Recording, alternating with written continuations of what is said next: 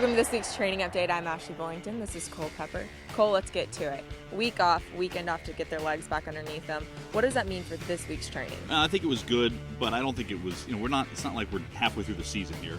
And they're going to make up for it because 2 games this week. I think one of the things that Tony Mule has talked about is wanting to really have things planned out in stages in the preseason. And whether that's the training time or whether that's utilizing different personnel rotations and different formations, he's got a plan.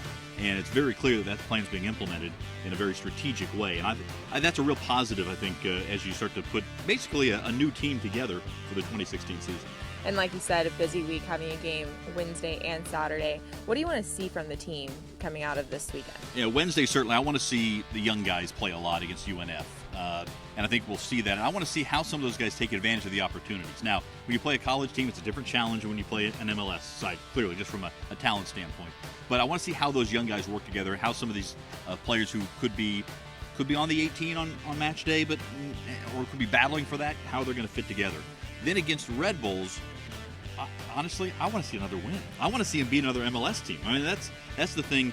A chance for 3 victories over MLS teams in the preseason. That would be huge, not only for team morale, but also just in terms of the supporters being able to point to it and say, all right, MLS, what else you got? Exactly. And so my next question then being, if they do go 3-0, what do you think that can mean for the team and the organization? Yeah, I don't know that it means anything long-term specifically, other than I think it shows that there is some progress being made. But not all preseason games are created equally.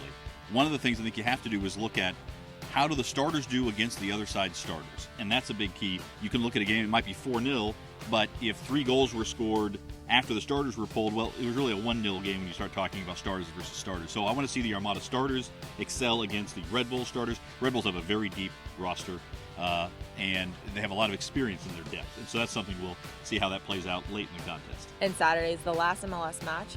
Going into March, it's not as heavy of a schedule with playing against MLS teams. But what are we going to see from March? Well, of course, the MLS starts their regular season in March, so you have to play against USL teams. The Armada will take on JU as well. I think it's going to be a little different kind of March than a February. But the other thing to remember, the Armada they get a bye week the first week, and then will play on April 10th to open up the season, April 15th with the home opener. So they've got a lot of action in a short amount of time after they finally get going on April 10th. Yeah, it'll be a good way to work on the technicality between the players and movement of the ball. Well, thank you so much.